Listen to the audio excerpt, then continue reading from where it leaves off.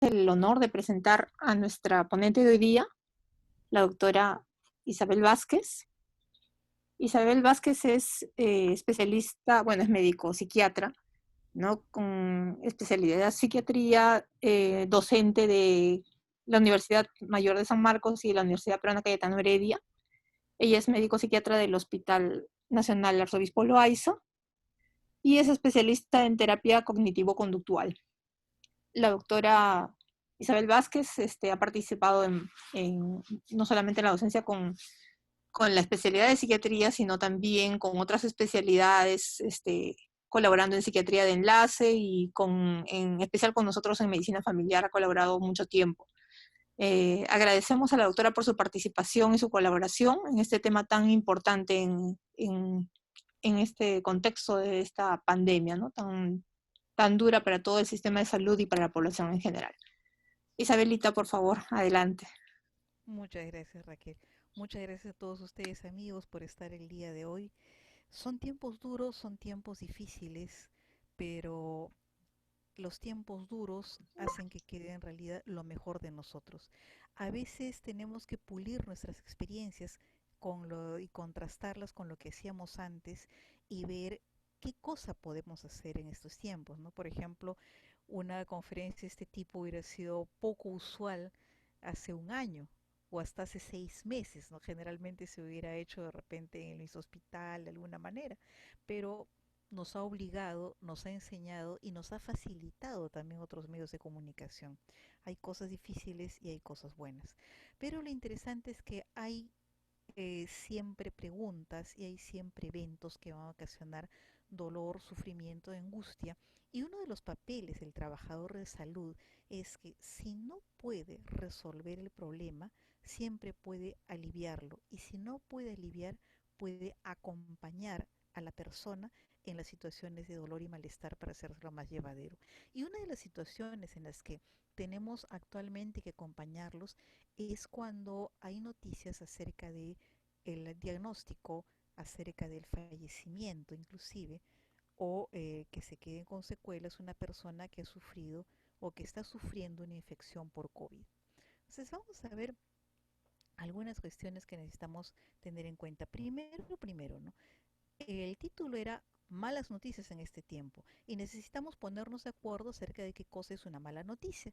Por ejemplo, una mala noticia es aquella que al ser dada va a alterar la visión del paciente acerca del futuro, ¿no? Esto va a depender de la visión del enfermo, de qué cosa quiera, qué planes tenga, qué perspectivas de desarrollo, en qué estado vital esté, ¿no? No es lo mismo pensar en alguien que es muy pequeño y que de repente puede quedar con secuelas muy graves, ¿no? O alguien que sea una persona que está recién comenzando a estudiar, o un padre o madre de familia, o un adulto mayor, ¿no? Si tiene dependientes o no, ¿no? También del estado emocional, ¿no? Una persona que de repente se sienta con muchos planes, tal vez pelee por vivir en ciertas circunstancias, o se desespere o se angustie. Una persona que tiene depresión o que tiene ansiedad tenderá a asustarse o a sentirse peor en ciertas circunstancias, ¿no? Como la de tener una infección de este tipo, ¿no? Y también en las experiencias y vivencias previas, ¿no? Recuerdo, por ejemplo, una dama muy mayor que recibió la noticia de que una de sus hermanas había fallecido, ¿no? Esta hermana había tenido una vida muy dura y además una enfermedad muy larga y muy dolorosa, ¿no? Cuando le dan a esta dama la noticia de que su hermana había fallecido, ella dice, con la sabiduría que se dan los años, ya descansó. Y a la inversa, recuerdo que cuando yo era interna, hace algún tiempo los tratamientos contra el VIH no eran muy efectivos. Entonces era casi una sentencia de muerte. Y una compañera mía tuvo que confortar a una mamá que recibe la dolorosa noticia de que su hijo de 15 años tenía VIH. Entonces, las circunstancias, los eventos vitales, quién da o quién recibe la noticia, pueden modificar mucho la perspectiva del paciente, ¿no? Y las malas noticias son ante todo hechos inevitables, pérdidas de todo tipo, muertes, diagnósticos crónicos, posibilidades de accidente, etcétera. Y son en realidad bastante frecuentes en la práctica clínica diaria, ¿no? Y generan un impacto emocional notorio, sorprendente, y que depende de cómo podamos apoyar al paciente, se pueden provocar más o menos problemas en el futuro. Y es también una necesidad legal. Recordemos que saber el destino de alguien, bueno, es entregarnos en manos de los conocidos, pero también dar a cada persona la información que necesite es un derecho. ¿M? Que además ejercer ese derecho le puede servir a la persona para arreglar asuntos pendientes o para tomar previsiones o a la familia para saber qué hacer y cómo portarse en determinadas circunstancias, ¿no? Y lo que es verdad es que en realidad, a pesar de los cursos, a pesar de las situaciones, a pesar de todo lo que hay una mala formación al respecto. Estaba leyendo hoy día un libro en el que justamente hablan sobre las malas noticias y decían que dentro de los grupos que le tienen a veces más temor a la muerte está justamente el grupo de los trabajadores de salud, ¿no? Porque en ocasiones nosotros nos enfrentamos a la muerte con más prontitud, pero también tenemos el problema de que la muerte parece reírse de nosotros o las malas noticias o los fracasos terapéuticos parecen reírse de nuestra capacidad y nuestros esfuerzos y a nosotros no nos gusta enfrentarnos a eso. Y la otra cuestión es que estando orientados principalmente hacia resolver problemas, no poder resolver algo nos llena de mucha frustración y de mucha angustia. Entonces, ¿qué más podemos hacer al respecto? Hay varias técnicas, le voy a mostrar solo una de ellas, pero dentro de los objetivos de tener un ambiente adecuado o poder dar adecuadamente las malas noticias es proporcionar confort al profesional que da la información dentro de todas las circunstancias posibles, causar el mínimo impacto necesario en la persona que recibe la información como un diagnóstico muy difícil para él o para la familia, y también en el profesional, ¿no? Y preparar también la relación posterior con el paciente, porque si es que el paciente mismo es el que recibe la noticia, vamos a continuar viéndolo después de un tiempo. Y si es que es el familiar va a continuar en cierta relación o con nosotros o con la institución a la que pertenecemos. Además de el objetivo primordial de todo trabajador de salud, que es aportar apoyo humano y apoyo profesional en el momento que se necesita y en las circunstancias en las que somos requeridos. Para esto, recordemos primero las cuestiones que son difíciles. Todos nosotros sabemos que queremos comunicar de repente algo de lo más de la mejor manera posible, pero a veces no nos damos cuenta de las barreras, de las dificultades, de los problemas que hay para comunicar las malas noticias y que a veces provocan mayores roces, disconfort, fastidio y conflictos, ¿no? Con la familia o con el paciente, ¿no? Primero los factores sociales, no depende de quién o de qué. A veces si venimos de culturas muy diferentes, podemos tener problemas para poder hacer empatía o para poder entender cuál es la reacción, ¿no? Si ustedes, por ejemplo, vienen mayoritariamente de la costa, entenderán que generalmente en la costa la gente está acostumbrada a intentar alguna solución, pero en ocasiones la gente de la sierra, sobre todo de la sierra centro y sur, suele ser un poquito más fatalista en cierto sentido, ¿no? Y puede decir al médico, dígame si es que realmente mi familiar va a vivir, porque si no, me lo llevo, ¿no?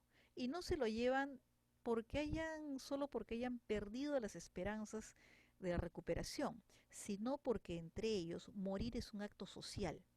Recibir una mala noticia, tener una enfermedad crónica y tener cuidado del paciente que la sufre es un acto social y por lo tanto merece estar esa persona acompañada de la familia y de la comunidad durante todo el tiempo que pueda, ¿no? O sea que no ocurre en otras ciudades. También los factores mismos del paciente, ¿no? Cuántos años tiene, el rol que ocupa en la familia, ¿no? Si es la persona dominante, por ejemplo, podrá provocar una desestabilización el hecho de que tenga una enfermedad grave, ¿no? O comunicarle la mala noticia acerca de un miembro de la familia al individuo dominante puede cuestionar el rol de dominio o al contrario puede reafirmarlo, ¿no?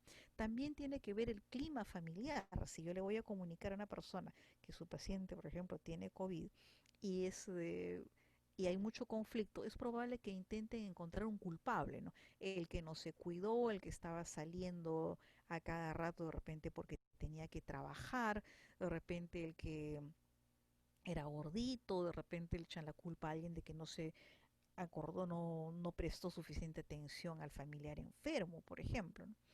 la situación de crisis, de dar el diagnóstico, puede precipitar y puede hacer estallar conflictos eh, que están siendo experimentados y a veces solo acallados por un momento, ¿no? El estado emocional del paciente, como les comentaba, también es una cuestión a tener relevancia. El tipo de enfermedad, ¿no? No es lo mismo darle el diagnóstico a una persona, por ejemplo, de un cáncer que está en estadio inicial, para el cual hay que pelear, pero hay posibilidades de ganarle dependiendo del tipo de cáncer, que darle a la persona el diagnóstico de una diabetes, que va a tener que ajustarse o que va a tener que ser amputada, cosa que es irreversible, o que tiene que está con una neumonía por COVID, ¿no? En la cual sabemos que no van a poder visitar a la persona, que no van a poder despedirle si es que esta persona hace exitus letalis, y que tal vez tengan que hacer trámites para la cremación cuando acá se acostumbra generalmente enterrar a la gente, ¿no? Igual sobre el tratamiento y el pronóstico, ¿no? Si nos entregan a un paciente y tenemos que darle soporte durante cierto tiempo, hay posibilidades de preparar a la familia, pero si el paciente llega muy mal, a veces el impacto puede ser muy intenso. Y otras cuestiones también, factores del médico. Les digo los médicos porque generalmente los médicos son los que dan las malas noticias. El miedo a lo desconocido, ¿no? A no saber cómo es el paciente, a no saber cómo es la familia, ¿no? Y el miedo a fallar y no saber qué hacer. Con el buen ánimo que todo personal de salud tiene de querer aliviar, uno tiene también temor a dañar. Y eso curiosamente puede provocar aún más angustia y puede provocar reacciones bruscas que después uno termina diciéndose, pero ¿por qué lo hice? ¿Por qué lo dije? ¿Por qué hice tal cosa? ¿No? También hay temor a que se acuse al médico de un fallo terapéutico, ¿no? En el sentido de usted pudo haber hecho más, dejó a mi mamá morir o una cuestión, ¿no? Y el temor consiguiente a los problemas legales, ¿no? A causar dolor, el temor a la expresión emocional, a expresar las propias emociones y también a recibir las emociones ajenas, ¿no? Tengo un muy buen amigo en promoción, un cirujano, eh, un tipo muy bueno y con grandes cualidades humanas, que me decía, pues yo nunca sería psiquiatra porque me cuenta alguien algo triste y me pongo a llorar, ¿no? Bueno, pues pero es capaz de dar buenas noticias o dar malas noticias en las circunstancias en las que la cirugía se le impone. Y también un factor que a veces nosotros no vemos, el miedo a la propia muerte. Como dicen, la única certeza con la que todo ser humano nace es que alguna vez nos vamos a morir, pero nosotros queremos ganarle a la muerte. El hecho de prolongar la vida hasta los 75 o 80 años es un hecho relativamente nuevo, ¿no? Que ha desestabilizado nuestra visión acerca de la muerte y nos ha hecho pensar que es algo casi antinatural, cuando en realidad la muerte, como decía Elisa Kübler-Ross, la primera persona, la primera psiquiatra que hizo estudios sistemáticos acerca de la muerte y el morir, es que la muerte es parte de la vida, ¿no? Y así lo entendían probablemente nuestros padres y con mayor seguridad nuestros abuelos, ¿no? Para quienes el buen morir era todo un arte. El buen morir implicaba despedirse de la familia, dictar su última voluntad, el estar con la menor molestia posible y despedirse de todos los que pudieran. Otra dificultad que a veces tenemos que ver con es que nosotros no pensamos en nuestra propia muerte y le tenemos algo de temor, ¿no?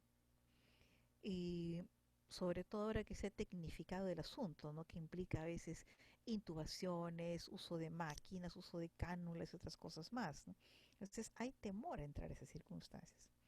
Y otra cuestión, ¿no? Tenemos que recordar para evaluar las dificultades al comunicar que no es solo una cuestión de soltar la noticia, ¿no? La información es en dos direcciones, tanto la que yo doy cognitivamente dentro de mi pensamiento hacia el familiar o hacia el paciente, como la información que el paciente me da, ¿no? Si el paciente de repente me dice, me pregunta qué perspectivas tengo, ya que usted me ha dicho que tengo COVID, por ejemplo, soy COVID positivo, ¿qué perspectivas tengo? también nos está dando información, nos está diciendo que tiene angustia, que tiene necesidad de ser reafirmado, que quiere saber a qué atenerse respecto a la enfermedad, ¿no? Si la familia me pregunta cuánto tiempo le queda a mi familiar de vida, eh, no está siendo egoísta ni pesimista, ¿no? Sino que quiere saber a qué atenerse también para tomar ciertas precauciones acerca del momento y de las situaciones en las que se puede desarrollar, ¿no? Y el enfermo, el paciente, es también parte activa, al menos mientras está consciente del evento. Recordemos que dentro de todas nuestras definiciones de derechos, el paciente tiene derecho a conocer la información. Esto le puede servir también para tener expectativas realistas, para poder prepararse, pero también para tomar determinaciones que pueden ser muy importantes para su vida. ¿Qué factores pueden bloquear con seguridad el proceso, ¿no? Primero, algo muy familiar, que todos nosotros debemos haber visto en la consulta, sobre todo cuando hay un paciente con un pronóstico muy grave, ¿no? La conspiración del silencio, ¿no? Un cierto silencio auto de protección para la propia familia con el pretexto de proteger al paciente. Doctorcito, doctorita, por favor, no le diga a mi familiar que se va a morir, no le diga que tiene un cáncer, ¿no? Porque si no se va a traumar. En realidad, ¿quiénes son los traumados? ¿O quiénes son los angustiados? ¿O quiénes son los más asustados ante eso? Son los mismos familiares, ¿no? Están tratando de protegerse de su angustia, protegerse de su temor y lo atribuyen, lo desplazan al paciente. Y a veces el cuerpo tiene una sabiduría interna y el paciente, la mente de él tiene un conocimiento de las circunstancias tal que le permite a veces sonreír al médico y decirle, y bueno, ¿qué me va a decir, no? ¿Me va a decir lo que yo conozco? ¿Me va a decir tal cosa? Y la familia misma se queda asombrada de eso, ¿no? En realidad estaban intentando protegerse a ellos y no al paciente, ¿no? ¿Por qué? Porque las familias creen conocer las emociones de los seres queridos, creen saber cómo va a reaccionar el papá, el abuelo, la tía, con mucha seguridad, cuando en realidad no siempre es así, ¿no? Ignoran, como les decía, que el paciente puede saber que está al final de la vida y que aceptarlo y saberlo puede, sin embargo, darle más tranquilidad y más calma, ¿no? A veces también puede aparecer cólera contra el enfermo, ¿no? Justamente tenías que escoger este momento para enfermarte. Pueden desplazar contra el paciente todos los resentimientos, las angustias, las preocupaciones, ¿no?, que pueden existir, ¿no? Y desplazar también su propia ansiedad sobre el enfermo, como si él tuviera la culpa de estar enfermo. Está bien, estamos de acuerdo a que hay situaciones, hay comportamientos irresponsables y que uno puede ser responsable de cuidar su propia salud, pero no es culpable de ello, no es culpable de enfermarse, ¿no? También se pueden, los conflictos entre familiares no son extraños acerca de quién lo cuida o quién lo cuidó, quién no aportó, quién dio. Y eso puede estallar en la misma sala de consulta, ¿no? Y también puede aparecer algo bastante familiar en estos tiempos, ¿no? La cólera contra los profesionales, contra el azar, contra Dios, contra cualquier otra persona que represente algo con la cual cargar la angustia, el malestar y el fastidio que tienen, ¿no? Y los temores también. Hay ocasiones en las que pueden haber inclusive amenazas, ¿no? Una colega que está dando malas noticias acerca de que un familiar, les estaba llamando a un familiar de un paciente internado por COVID y esta persona en su negación decía, el COVID es un invento de los médicos, ¿no? Yo quiero ir a ver a mi mamá, quiero ver cómo está. Bueno, a mi amiga obviamente se le pararon todos los cabellos porque pensó pues en la tragedia que iba a ocurrir hasta que recordó que esta persona estaba en realidad en negación, en una fase de impacto y no era capaz de razonar bien. Sé que hasta ahorita no se ha presentado y el paciente ya está próximo a salir de alta, gracias a Dios. Ahora, durante mucho tiempo se han visto algunas técnicas para poder ver cuál es la mejor manera para no olvidar ciertos eventos al momento de poder dar malas noticias. Y dentro de los protocolos más usados o los más frecuentes para poder dar malas noticias se llama uno que se llama y sí, por las iniciales, ¿no? ¿Qué implica la existencia del o el cuidado del entorno en que se da la mala noticia, la percepción que tiene el sujeto que da la mala noticia y que tiene el que recibe esta, la invitación a la expresión de emociones, el conocimiento que se debe dar, que es necesario, importante y el que de repente no es tan trascendente, la empatía que siempre necesitamos manifestar y qué estrategias se pueden usar para el momento y para el futuro. Conocer el entorno significa en qué momento, cuándo se da la mala noticia. En la mañana, en la tarde, en la noche, cuando recién entra la persona, cuando recién, estamos pasando visita, después de la visita o antes, ¿no? Y recuerden también que en estos tiempos en los cuales no podemos comunicarnos mucho, la mayor parte de las comunicaciones por COVID se hacen por teléfono, ¿no? Ya sea a través de una línea directa del hospital o a veces algunos colegas prestan una línea privada que después bloquea los números, ¿no? Entonces, eso es importante. Recuerden que los pacientes y los familiares pueden estar fatigados, tensos a ciertas horas del día, de repente más aturdidos en la mañana, más tensos y cansados en la noche, ¿no? Y eso puede provocar también reacciones poco adecuadas en un momento o puede facilitarlas también. ¿Dónde? Se sugiere que sea un entorno calmado, tranquilo, sin ruidos, en el cual no haya interrupciones. ¿Cómo? ¿De qué manera? ¿No? Solo al paciente, al familiar, solo acompañado, ¿no? Solo al familiar responsable o a toda la manchita, ¿no?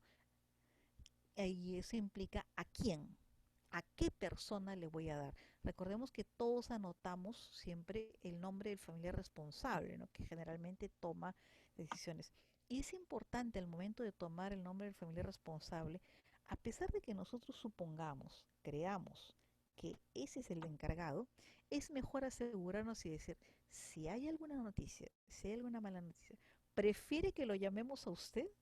Y en ocasiones nos hemos dado con la sorpresa de que dicen, no, por favor, a mí no me llamen, por X razones, ¿no? Llamen a mi mamá o llamen a mi tío o llamen a la hermana de mi paciente, etcétera, etcétera, ¿no? O dicen, o el paciente dice, a mí no me digan nada, por favor, convérselo con mi familia. Es preferible a veces preguntar a llevarse un chasco y anotar, obviamente, todas estas cosas en la historia, ¿no? ¿Y quién da las noticias? El médico tratante es el que debe dar la noticia, generalmente, ¿no? A veces se intenta desplazar esto, pero es mejor que sea siempre el tratante el que asuma la responsabilidad de dar la noticia porque es el que mejor conoce, ¿no? En algunos sitios hace algunos años, más de 50 de repente, cuando no había mucha práctica, a veces el más viejo era el que asumía la responsabilidad.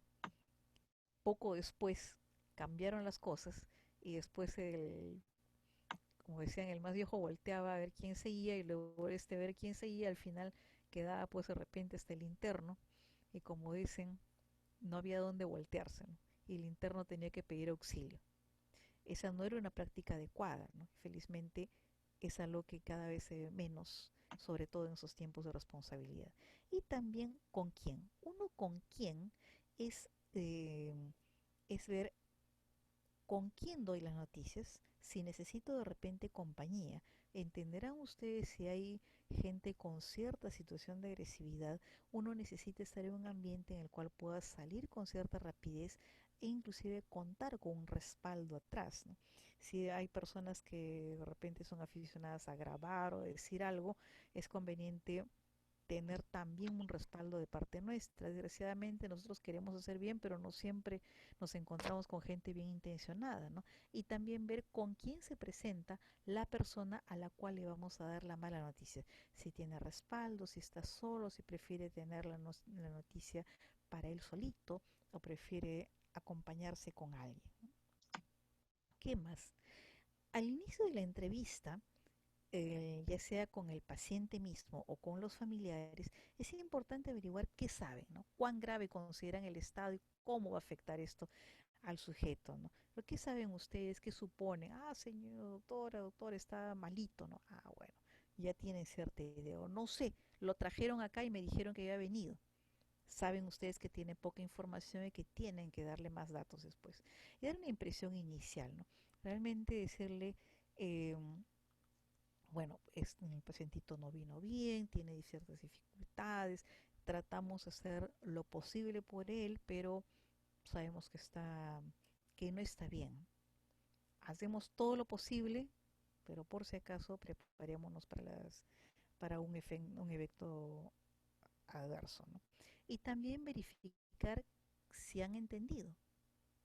Señor o señora, cuénteme, ¿tiene alguna pregunta? ¿Qué ha entendido? ¿Sabe bien que puede contarme un poquito si tiene alguna curiosidad, alguna idea? Preguntar nos ayuda a verificar qué entendieron, qué saben y qué curiosidad les despierta esto. Recuerden que a veces cuando uno le dan una noticia de golpe, una noticia que causa impacto, a veces la persona cae en un estado tal que no puede entender. Recuerdo una vez cuando estábamos yendo a una sala de medicina y hace algún tiempo, y había una paciente con diagnóstico de VIH positivo. Estaba internada en el hospital. Ella juraba y perjuraba que no había venido el consejero eh, de Prosets a poder verla, a dar la noticia. Decía que no había venido nadie. Y bueno, nosotros conocíamos al consejero y sabíamos que era una persona sumamente responsable. Inclusive verificamos en la historia que estaba la firma y el sello del consejero. ¿Y qué pasaba? ¿No? Que efectivamente la dama no recordaba porque el consejero le había dado la noticia y ya había quedado en tal estado de shock que no podía recordar nada. En la negación, el primer estadio del duelo, establece esto de la negación y la persona puede perder total y absolutamente el, el conocimiento de los hechos que se le dicen. Y necesitamos durante esa entrevista observar las características culturales del paciente o del familiar para verificar también cómo le podemos dar mejor la noticia, qué es lo que les interesaría saber, si ha habido, por ejemplo, otros casos de duelo, si ya han tenido pérdidas, ¿no? Y estemos atentos a veces a la comunicación verbal, pero aún más atentos a la comunicación no verbal, a los gestos, a la forma en la que se habla, lo que se dice, ¿no? A veces puede haber una persona, un paciente o un familiar al cual nosotros le decimos, sí, bueno, está bien. Y el paciente dice, sí, sí, doctora, ningún problema, todo está bien, pero está tenso, duro, se nota que hay constricción muscular o se le aguan los ojos, ¿no? O comienza a tartamudear, ¿no? En ese caso, obviamente, todo ese lenguaje corporal nos indica que la persona está pasando por una fase de impacto. O ofrecerle un vaso de agua si es que estamos cerca, o hacer un pequeño momento de silencio si es que tenemos una conversación telefónica y decirle, entiendo lo que pasa, por ejemplo, nos puede ayudar bastante en esas circunstancias. Y hay que invitar además a los familiares o al paciente a decirles qué quieren saber, qué más les gustaría saber, ¿no? Y también cuánto quieren saber, ¿no? A veces pueden querer saber cuánto tiempo va a vivir o si va a vivir la persona o tiene posibilidades de recuperarse, ¿no? Saber que si pueden llevarle algo, si puede conservar una medallita que le dan o no, si les van a, si los van a llevar a tal o cual sitio, ¿no? Pero a veces también eh, pueden haber otro tipo de peticiones. Va a sufrir mucho, por ejemplo, ¿no? Se ahogará. Obviamente nadie va a ser tan cruel de decirle si existe la posibilidad de que ocurra eso, ¿no?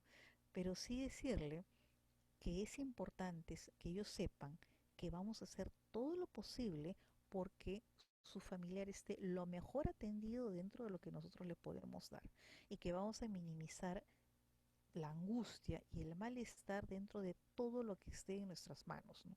Que verificar cuánto quieren saber. La mayoría de los detalles que nosotros conocemos pueden ser importantes para el paciente, pero no todos. No va a ser necesario, por ejemplo, describirles que de repente vamos a tener que intubar a un paciente. No sería necesario, pero sí que vamos a intentar que respire lo mejor posible dentro de las circunstancias, ¿no? Y también establecer las prioridades, ¿no? ¿Qué es importante que se sepa para el paciente o la familia? Por ejemplo, si es importante que sepa la medicación que puede tomar, que sepa que tienen que estar siempre con un teléfono listo, es importante que sepa el paciente que va a estar cuidado, que la familia de todas maneras va a estar a su lado, que siempre van a estar pendientes de él, aunque no lo vean, aunque no puedan verlo, pero que la familia siempre, siempre va a estar pendiente de ellos. Y eso nos puede ayudar a evitar discordancias o problemas o desinformaciones entre lo que nosotros queremos decir y los familiares quieren saber. Es bueno siempre sondear y preguntar a ver qué podemos hacer. Y otra cuestión es el conocimiento, ¿no? Hay que dar la información que el paciente y el familiar quieran tener, como lo habíamos visto antes, pero debe ser en un lenguaje que ellos puedan entender, ¿no? Si le hablamos, por ejemplo, de repente los resultados del LAGA, que de repente está hipercalémico, que tal vez tenga necesidad de tener ventilación asistida, el paciente no va a entender qué cosa le estamos diciendo, ¿no? Pero si le decimos que de repente tiene algunas dificultades en los componentes a veces de la sangre, por ejemplo, ¿no? O lo que es unas dificultades respiratorias, o que va a necesitar algo de ayuda para poder oxigenarse, los familiares pueden entender mejor y eso los va a calmar. Inclusive a veces necesitamos usar esquemas, usar dibujos en algunas ocasiones, ¿no? Si por ejemplo yo estoy hablando por teléfono, eso va a ser bastante difícil, pero sí puedo hablar despacio y preguntarles si han entendido lo que les estoy diciendo y si quisieran que les explique algo más. Si usan, por ejemplo, un teléfono inteligente, pueden hacer un dibujo en algún momento y mostrarlo a través de la pantalla. Eso puede ayudar al paciente a poder comunicarse mejor, ¿no? Y recuerden que también pueden decirle en la comunicación directa, ya sea al paciente o al familiar, que hay derecho a saber los tratamientos que va a tener, que hay derecho a aceptar, pero que también hay derecho a rechazar tratamientos. También existe ese derecho, ¿no? Algún familiar puede decir, no haga todo lo que se pueda, ¿no? Bueno, pero no vamos a irnos también al extremo del encarnizamiento terapéutico. Y otros familiares, por ejemplo, en el caso de un paciente que esté muy malito, puede decir, ¿sabe qué doctora? ¿Sabe qué doctor? Mire, la verdad si está muy mal, déjelo irse de la manera más tranquila y más serena posible, ¿no? Sin que haya sufrimiento y angustia. Y eso también es algo a lo que los familiares tienen derecho. Necesitamos ejercitar la empatía, ¿no? Y esto implica responder a las reacciones tanto del paciente como del familiar, ¿no? Y ver si la reacción es socialmente aceptada, ¿no?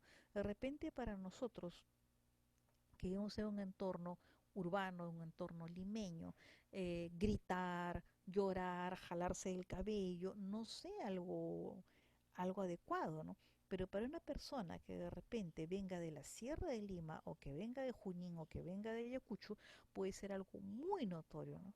Para una persona que de repente venga del norte del Perú, llorar cubriéndose la cara con las manos, ¿no? Sea algo aceptable, ¿no? Y inclusive una forma aceptada, normada de manifestar la tristeza o la angustia, ¿no? Entonces, y no significa necesariamente desesperación extrema, sino que es la forma culturalmente aceptable para manifestar la emoción. Estábamos viendo, por ejemplo, ayer, si no recuerdo, en la República, fotos acerca de cómo se hacía la ceremonia fúnebre de un artista Shaninka que estaba afincado acá, ¿no? La comunidad Shaninka lo despedía y el, un curador, una autoridad local, hacía un rito alrededor de él sin tocarlo. ¿Mm? ¿Por qué? Porque para ellos era importante, era socialmente aceptado hacer todo ese rito y la modificación era que no lo iban a tocar porque justamente había fallecido por COVID. A veces los pacientes pueden preguntar si se pueden hacer algunas cosas en ese respecto, ¿no? Y ver si se puede modificar. Ofrecer siempre la posibilidad de apoyo y acompañamiento. Ahora, por ejemplo, en los hospitales se suele recurrir a los psiquiatras y a los psicólogos para hacer apoyo mediante llamadas telefónicos a los familiares para poder ver cómo están. También, por ejemplo, la gente que trabaja siguiendo pacientes de COVID, que ya están en casa, hay la oportunidad de seguirlos y de hacer el reporte diario, pero eso también es una forma de dar soporte emocional y pronto pues habrá líneas para dar soporte emocional a los pacientes que salen de estas situaciones. ¿Qué más, no? Antes de poder dar la noticia, es importante establecer una estrategia, ¿no? Acordar siempre con los familiares un plan de acción, qué es lo que van a hacer en tal o cual circunstancia, si está mejor, si empeora, vamos a llamar por teléfono, si es que se pone muy mal, les vamos a avisar, si es que fallece, vamos a avisarles a cualquier hora y vamos a darles alguna indicación al respecto, ¿no? A ir con trabajo social para los balotes. Si está mejor, les vamos a informar también día a día, si está mejor, ¿no? Si termina saliendo del hospital por su propio pie, bueno, vamos a recibirlo con tales y cuales circunstancias, ¿no? Y también anticiparles qué cosas va a necesitar el paciente, ¿no? Esto permite hacer una alianza más eficaz con la familia, ¿no? Y mantener también la esperanza adecuada con el paciente y en el familiar, ¿no? ¿Por qué? Porque eso va a permitir que sepan saber que no va a ser abandonado, no va, como dicen, a morir solo, porque siempre hay un personal en el hospital para poder acompañarlo y en el pabellón. No se va a hacer nada contra la voluntad del paciente, ni resucitarlo, ni revivirlo, ni intentar maniobras heroicas que él no quiera, ¿no? Y que no va a estar solo, que no vamos a dejarlo solo en medio del dolor y vamos a intentar aliviar sus molestias todo lo que podamos. Y algo importante que los pacientes saben y reconocen, que no les vamos a mentir, que no vamos a entrar en la conspiración del silencio, no por crueldad, sino porque el paciente tiene derecho a saber lo que él quiera saber, que no le vamos a mentir sobre su aspecto, no le vamos a mentir impidiendo que él tome ciertas resoluciones, una suerte de testamento vital inclusive, no vamos a mentir al familiar dándole falsas esperanzas y que al contrario vamos a acompañarlo por ese proceso y ver también la posibilidad de planes en el futuro si es que las cosas mejoran. Es increíble, pero a veces hay pacientitos que entran muy mal con un pronóstico ya bastante malito y sin embargo salen. Y eso es lo bueno de poder ver. Recordemos que cuando vamos a dar una mala noticia, amigos míos, siempre se van a presentar las reacciones de duelo, ¿no? El duelo anticipado en ocasiones por parte tanto del familiar como del paciente. Lisa Kübler-Ross, cuando comenzó a hacer sus estudios sobre justamente los duelos, estableció que había 5 etapas, ¿no? Pero la primera era la negación o la etapa de shock, de impacto, ¿no? La gente dice, no puede ser, se han equivocado, yo no tengo esto, ¿no? No estoy tan mal, o mi papá o mi mamá o mi hijo no está, se han equivocado tal vez. Luego ira y cólera, y tal vez esta sea la parte que a nosotros nos provoca más temor porque podemos estar muy a la defensiva, ¿no? Sobre todo cuando se trabaja en ciertas zonas, ¿no? Y luego uno trata de negociar, tanto los familiares como el paciente tratan de negociar con la divinidad o tratan de negociar con la vida, también diciendo, por favor, sácame de este y te prometo que voy a ser muy bueno. Por favor, ayúdame y te voy a dar tal cosa. Por favor, no solo quiero vivir un poco más o quiero estar mejor, ¿no? Cuando el diagnóstico ya se hace más sombrío y la persona va entendiendo que las cosas no van a cambiar para bien, puede entrar en una fase de decaimiento, de depresión, en la cual se apaga, puede experimentar a veces ira, cierto grado de frustración, pero hay más tristeza, ¿no? Y esa tristeza, de todas maneras, no es mala, es algo que permite que la persona entienda que hay fases de la vida que van cerrándose, que van terminando. Y finalmente llega la etapa de la aceptación en que ya sea el paciente o el familiar entienden que el proceso vital está llegando al final y que uno puede despedirse de la mejor manera posible, ¿no? A veces nosotros, cuando encontramos un paciente en aceptación, nos sentimos bien, pero hay a veces personas que dicen, no puede ser, no tiene que seguir luchando. Hasta a veces intentan animar a los familiares, al paciente, diciendo, tú eres un luchador, tú eres un guerrero, tú puedes, etcétera, etcétera, ¿no? Cuando en realidad el paciente ya ha aceptado lo que puede pasar y dice, bueno, me despido de la vida, me despido de todo, dentro de la mejor forma posible, ¿no?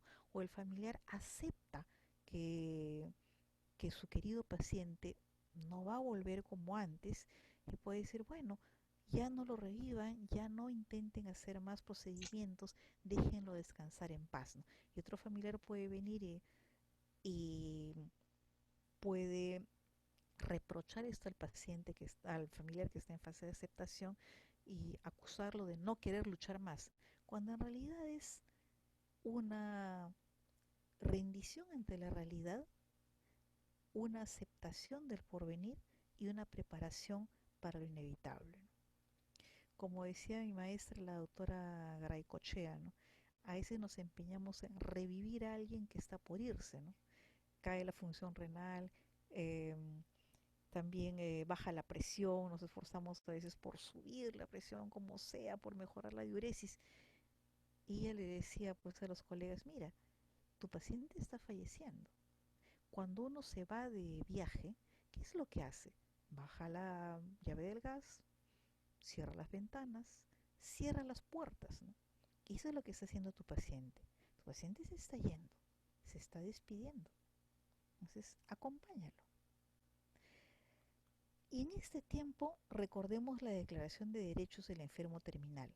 Participar en las decisiones que incumben en sus cuidados, a que sus preguntas sean respondidas con sinceridad, no crueldad, pero sí sinceridad, a no ser engañado y a disponer de la ayuda que pueda de y para su familia en la hora de aceptar la muerte, ¿no?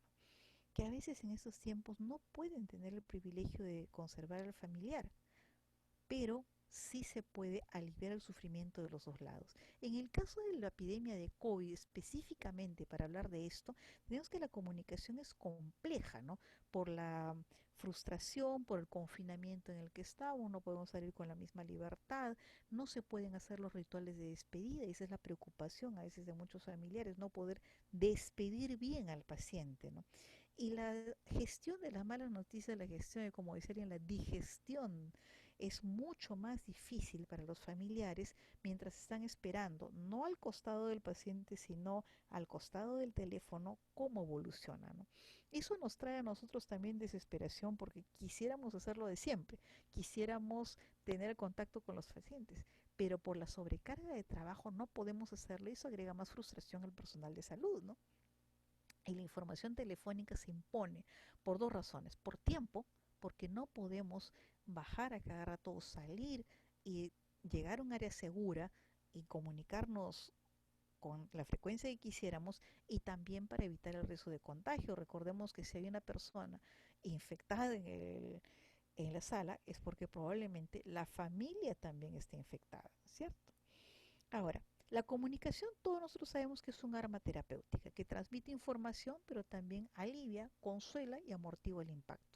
Nuestras llamadas telefónicas, de todas maneras, van a contribuir a aliviar la angustia y la desinformación. Una psicóloga que transfería llamadas decía que a veces había familias que no tenían información durante 4 o 5 días, ¿no? Y cuando ella conseguía transferir la llamada para que el médico le pudiera dar información, nunca he recibido más bendiciones en mi vida que esas, ¿no? Porque eso le facilita la comunicación, ¿no? Y además, si nosotros aprendemos ciertas habilidades como manejar el tono de voz, el volumen, el ritmo de las pausas, nos ayuda mucho mejor, ¿no? Y es bueno tomarse un tiempito, tener un pequeño tiempo de preparación de lo que vamos a decir, pero también reconocer si tenemos las capacidades. No todos tienen las mismas capacidades. Hay gente que tiene mayor habilidad para comunicar más las noticias, ¿no? Hay que saber si cognitivamente la capacidad de pensar y emocionalmente estamos preparados para esto, ¿no? Porque a veces podemos haber tenido pérdidas y dificultades que no nos permiten hacerlo, ¿no? Si hay riesgo de que uno se siente desequilibrado, mejor es pedir ayuda y transferir la responsabilidad a otro, ¿no? Y algo muy importante que a veces olvidamos. Antes de empezar es bueno leer la historia del paciente porque a veces en medio de los nervios podemos omitir algún dato que pueda ser interesante, ¿no? Para preparar una llamada telefónica, ¿qué sugerimos nosotros? Que sea un sitio tranquilo, sin interrupciones, que no se escucha a nadie hablando al costado, que sea sin prisa, que tengamos algo preparado sobre qué queremos transmitir al llamar. si se puede tener la historia a la mano, que eso es bastante difícil, incluso en situación de espejo, ¿no? Hacer pausas entre llamada y llamada, recordarse a uno mismo que hará bien al familiar. Es importante de repente tener un poquito de agua. Recordemos que en la situación de tensión se suele secar la boca y eso provoca cierta angustia, cierta desazón a la persona que da malas noticias, ¿no? Entonces es bueno tener un poquito de agua ahí. Y de vez en cuando hacer una técnica de relajación, respirar, soltarse, soltar los músculos, etcétera. Además, al inicio es bueno presentarse y preguntar por la persona con la que queremos hablar, ¿no? Fulanito de tal, generalmente el familiar responsable. Explicar por qué llamamos. Llamo para informarle acerca de su pacientito tal. Y asegurarse de con quién estamos hablando, de que sí es la persona, porque a veces recibe la noticia alguien que no es, que no estaba preparado, que no quería o no era la persona responsable y podemos encontrarnos en algunas dificultades, ¿no? Hay que preguntar cuál es la última información que la persona ha tenido, porque esto nos va a ayudar a formarnos una idea de qué tanto están manejando la situación y qué tanto pueden entender. Hay que escuchar también la voz con la que responden, ¿no? El discurso, todas las palabras, si hablan muy alto, hablan bajo, tartamudean, porque nos dan idea de las emociones que experimentan, las expectativas que pueden tener y dentro de lo posible transmitir seguridad y tranquilidad, ¿no? Como usted sabe, por ejemplo, a su mamá, a su papá, a su hermano, le estamos dando el mejor cuidado, el mayor confort posible dentro de las circunstancias, ¿no? Para que ellos sepan que nos interesamos por él. Y si vamos a indicar que el familiar no va bien, hay que indicar esto, hay que decirlo, ¿no? Siento tener que decirle, lamento informarle, voy a tener que comunicarle que no voy a dar una buena noticia, ¿no? Hay que preguntar también si este familiar quiere recibir la información, quiere continuar con esto o prefiere pasarle la posta a otra persona. A veces puede ocurrir. El familiar, por muy responsable que sea, puede sentirse inquieto, de repente decir, no, por favor, mejor le comunico con alguien que él puede recibir mejor la noticia que yo. Entre ellos se conocen. Transmitir la información de agravamiento, ¿no? Con frases cortas, con frases concisas, hablando despacio, ¿no? Lentamente también y con pausas. A veces por la propia tensión tendemos a hablar más rápido y a tensar los músculos eh, masticatorios. Entonces nuestra voz no siempre no siempre transmite tranquilidad. A veces abrir, cerrar la boca, hacer ciertos movimientos para poder soltar esta zona nos ayuda bastante. Agregar de todas maneras, por malas que sean las noticias, algún mensaje de soporte y de aliento, ¿no? Por ejemplo, sepa que seguimos cuidándolo todo este tiempo, buscamos, procuramos, intentamos que sus molestias sean las menores posibles y que no sufran, ¿no? Y preguntar si hay mensajes que quieren que se le dé. Generalmente la desesperación de un familiar es no poder comunicarle. Si nosotros podemos alcanzar de repente a la enfermera o al médico que se va a hacer el cargo, decirle, por favor, dígale a tal paciente cuando pase la visita que Marta, Susana, Juan le dan ánimos, le dan alientos, etcétera, ¿no? Solo eso puede ayudar al paciente, pero además recibir esa, el mensaje del familiar, dígale a mi papá, dígale a mi hermano, dígale a mi hija que lo queremos mucho, contribuye a que el familiar también se sienta más cercano, involucrado y más tranquilo en los momentos.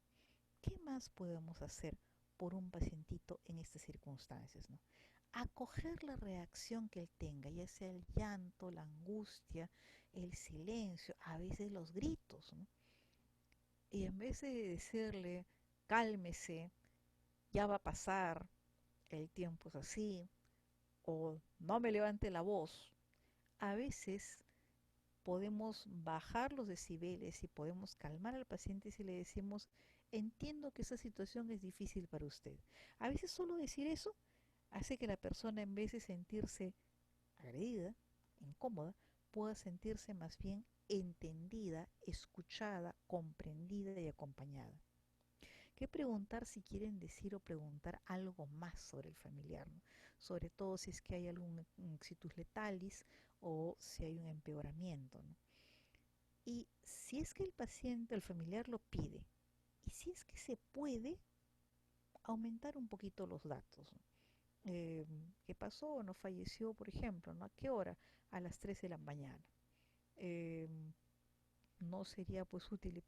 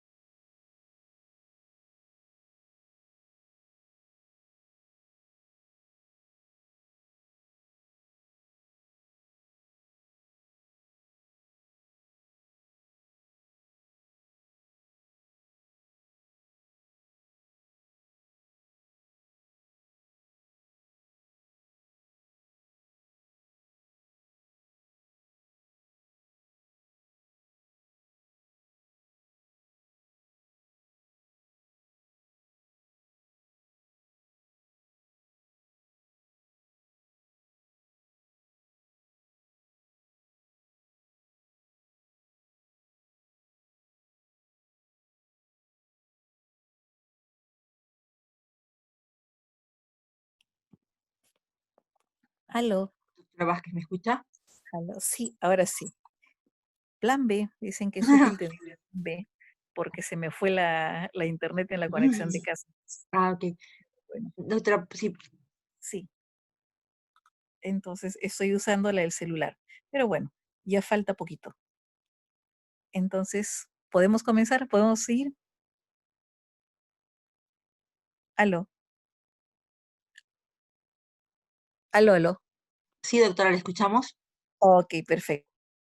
Entonces estábamos pensando que hay que reiterar que todo el equipo busca, todo el equipo de salud busca que el paciente no sufra, que el paciente no tenga angustia y que el paciente pueda tener la mejor atención posible dentro de lo que es importante sondear las creencias religiosas. La mayor parte de la población es católica acá en el Perú y en todo hospital suele haber un capellán. El hecho de saber que el capellán está pidiendo por él, a pesar de que no pueda visitarlo físicamente, es algo que puede traer mucho consuelo a los familiares, ¿no? Y si tiene otra confesión, también es importante saber qué ocurre, ¿no? Y también es importante decirles que, bueno, pueden invitar al pastor a que rece por él, no va a ir obviamente al hospital, pero sí es importante que puedan presentar opciones, ¿no? Y que, por ejemplo, puedan tener derecho a rezar, a pedir, a invocar a Dios, a todos los creyentes, cuando invocamos a Dios, los no creyentes, a una entidad superior, para poder continuar con el apoyo. Y lo siguiente, cuando tenemos que comunicar el deceso, si es que nosotros hemos hecho todo ese camino preparatorio, ya el familiar está mejor preparado y puede acoger mejor las indicaciones que nosotros le vamos a dar. Hay que recordarle siempre que el paciente estaba malito y estaba, como dicen los familiares, que estaba mal, que ya sufría, o bueno, que ya tenía un mal pronóstico y que desgraciadamente, bueno, ha llegado un momento doloroso, ¿no? Se puede usar una perífrasis, por ejemplo, decir su papá, su hija, su hermano nos ha dejado en este momento o ya descansó. Hay que ofrecer después de ese momento un rato de silencio, de desahogo, y luego ofrecer datos sobre trámites de forma breve, ¿no?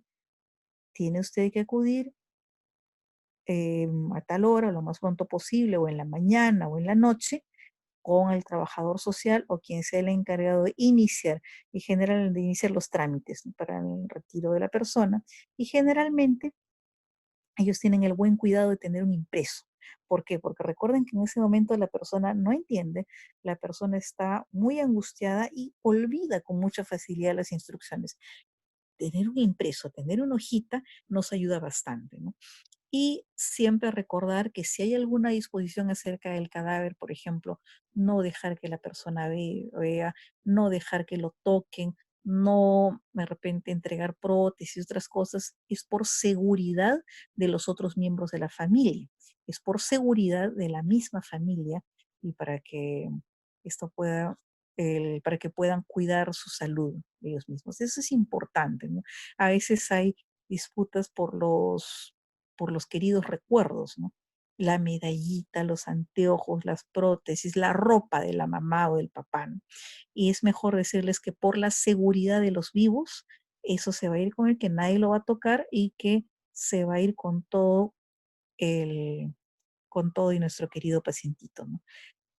Pedirles que recen, pedirles que se apoyen y eso nos ayuda bastante a todos. ¿Qué beneficios hay en seguir todo este proceso para dar malas noticias? Que hay una preparación emocional, legal también en cuanto a los aspectos de trámites y una preparación también financiera para la familia, sobre todo si la persona que fallece es la persona que aportaba o si es que hay alguna situación pendiente o si hay gastos que hacer. De todas maneras, ya los familiares pueden ir haciéndose la idea y pueden, no los coge desprevenidos y pueden tener los recursos suficientes o conseguirlos o manifestar que no los tienen y hacer los trámites del CIS para no verse encima del dolor o la pérdida, agobiados por los gastos que tienen que hacer.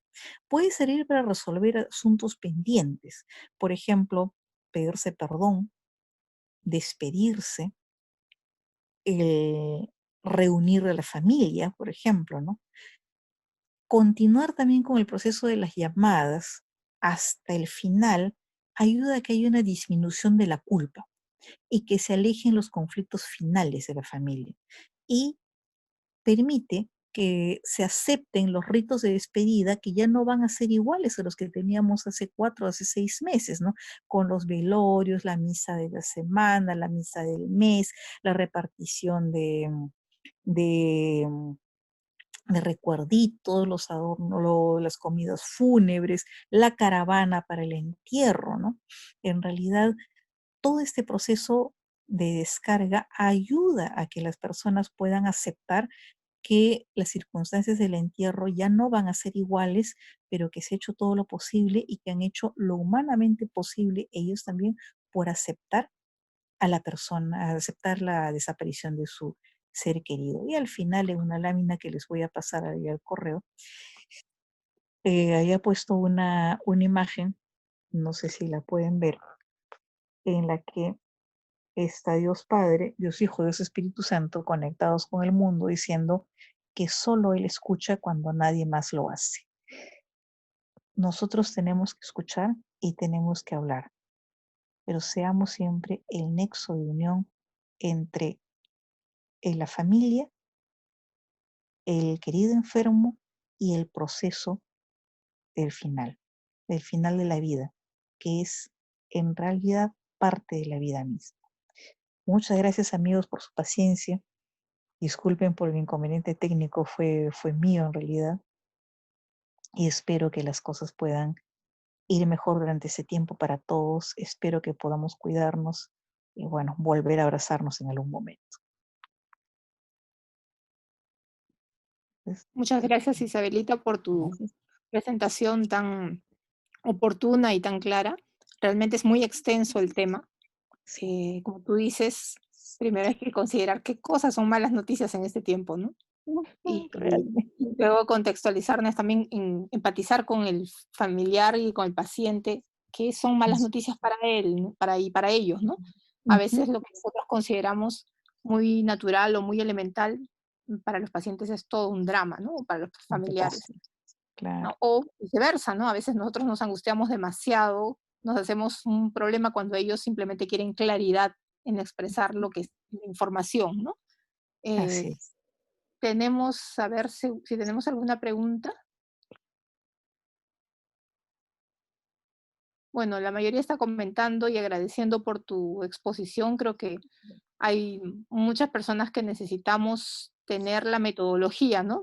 La Ujú, metodología que muchas han comentado también en interno algunos colegas, por las especialidades que tienen, ¿verdad? ujú. Porque son intensivistas, son oncólogos, que están muy familiarizados con este tema de dar malas noticias, pero muchos de Claro. ellos lo hacen de una forma empírica y de repente autodidacta, porque claro, su contexto en el que se desenvuelven los obliga a estar enfrentados cotidianamente a esta situación, ¿no? Ujú. Y lo cierto es que nunca nos enseñaron de repente una clase o dos acerca de cómo dar malas noticias, pero en realidad la mayoría de nosotros aprende realmente a veces sobre la cancha, realmente Sí, ahí en ese momento. Si sí, como tenemos tú dices, fortuna, tenemos buenos maestros. Si no la tenemos, se nos vemos en aprietos. y sobre todo que es un tema que no solamente, digamos, se aprende leyendo o escuchando esta charla, sino que hay que desarrollarlo con uno mismo, ¿verdad? Es una habilidad que hay Ujú. que desarrollar en la Sí, eso práctica. es Entonces, verdad. muchas Ujú. cosas nos pueden servir de las lecturas, de las presentaciones, pero hay que comenzar a ejercitarlos y a veces sí requiere un poquito de entrenamiento, ¿no? Sí, Ya están eso es haciendo algunas cierto. preguntas, doctora Silvana, a ver si nos puedes ayudar.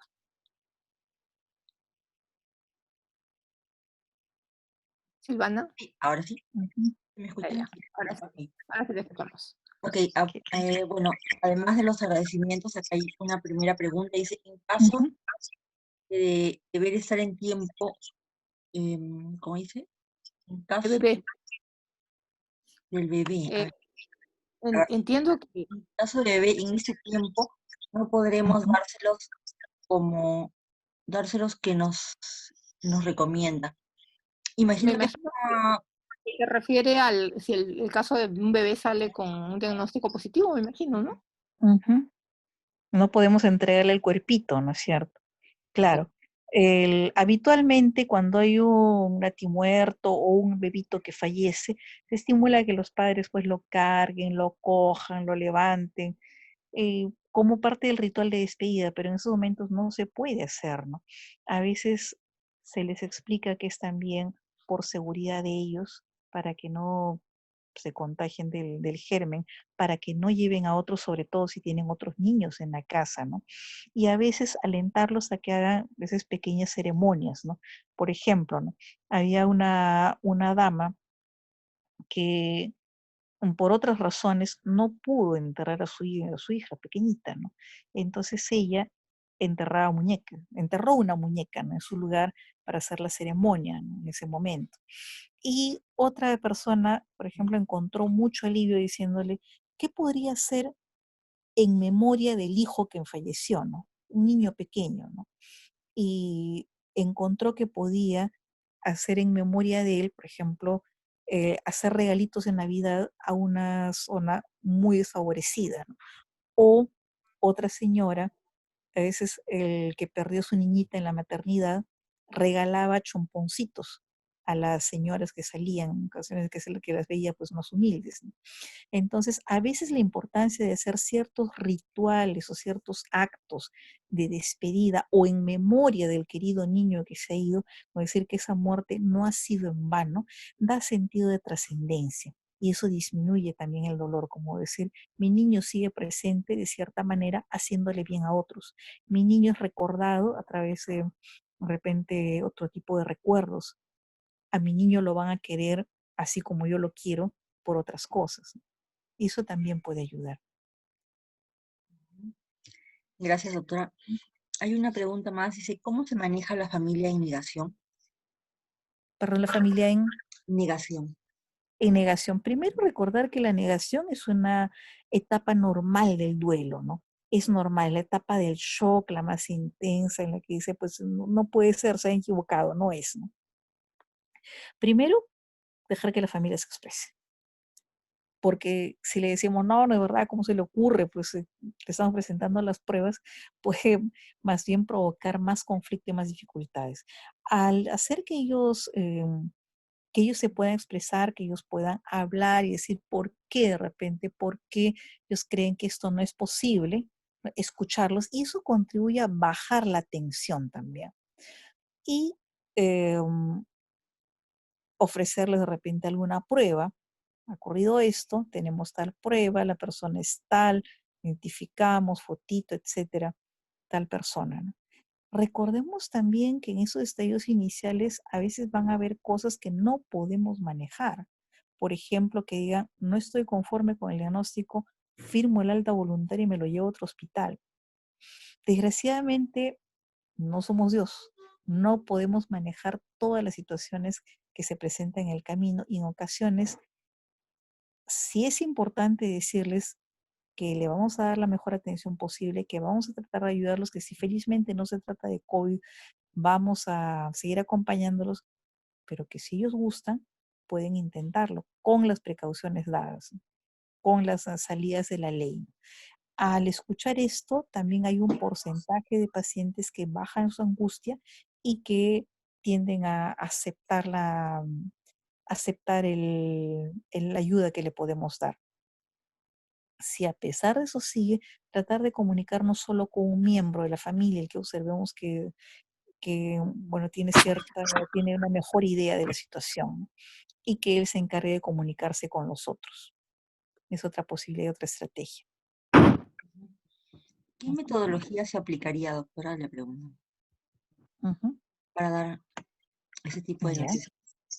Ujú. Como les decía, el instrumento del EPICI es algo que nos ayuda bastante porque ya estructura algún camino para poder seguirla.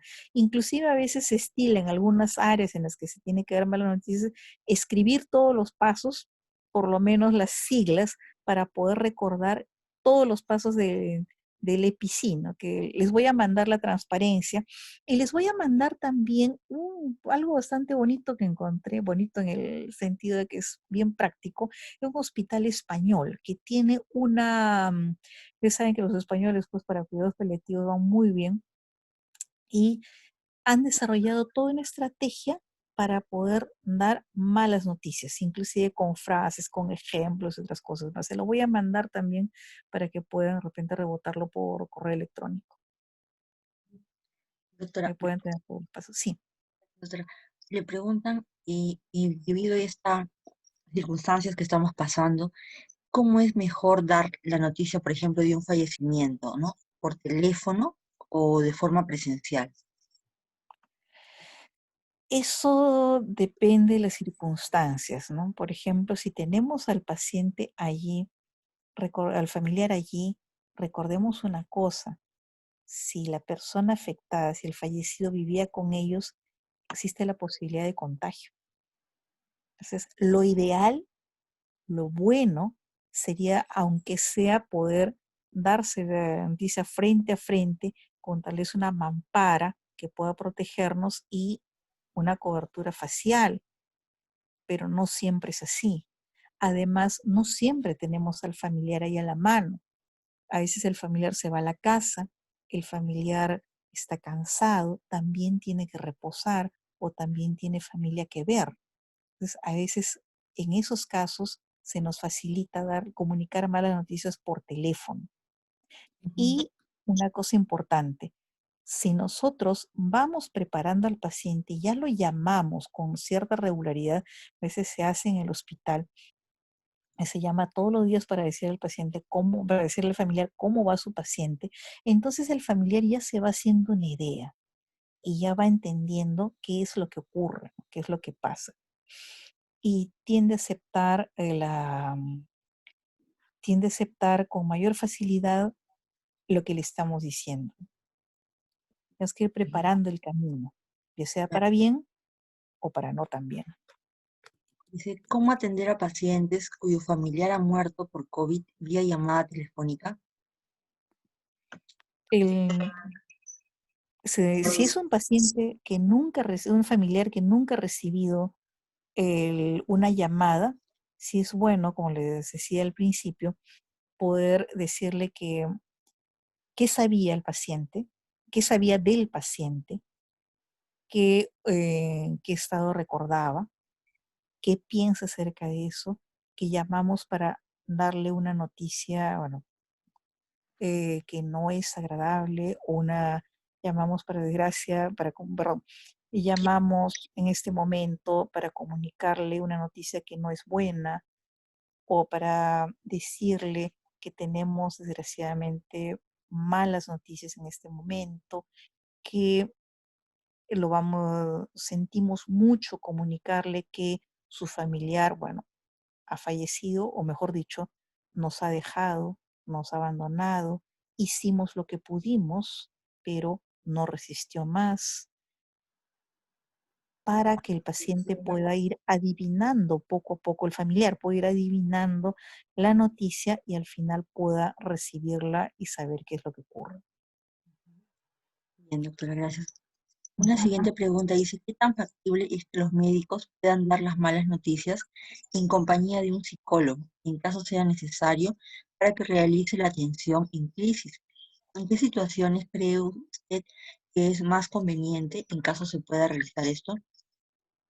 Pero la noticia siempre la debe dar el tratante, el médico tratante. Ahora, es conveniente preguntar al familiar si quiere la ayuda de un psicólogo. El psicólogo es un buen profesional, pero no todos los familiares la van a querer. En todo caso, es conveniente tener al psicólogo flotando cerca y ofrecer el contacto. Si el paciente dice, sí, me gustaría hablar, hacer el contacto, el enlace con el psicólogo para que pueda apoyar. Y también ofrecer la posibilidad de que haga llamadas de seguimiento posteriormente, ¿no? Teniendo en cuenta que ahora no hay consulta en los hospitales, ¿no? Y también es cierto que hay que ver qué psicólogo, ¿no? Porque los psicólogos son buenos profesionales, pero hay psicólogos que tienen más entrenamiento o tienen más aptitudes en este lado y otros no las tienen, porque tienen mejor entrenamiento en otras cosas, ¿no? Hay que ubicar bien a la persona que va a acompañar en ese momento. Tengo, por ejemplo, en el equipo a 2 personas que trabajan muy bien con esto y otras que son excelentes para hacer terapia, pero que ellas mismas manifiestan que no se sienten con aptitudes para dar malas noticias, ¿no?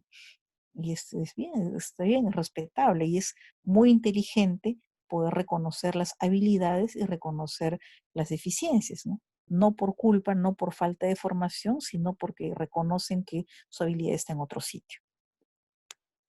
Claro, gracias, doctora. La siguiente pregunta dice, ¿cómo se le da a un niño la noticia de un diagnóstico de una enfermedad terminal? ¿Es igual que para un adulto?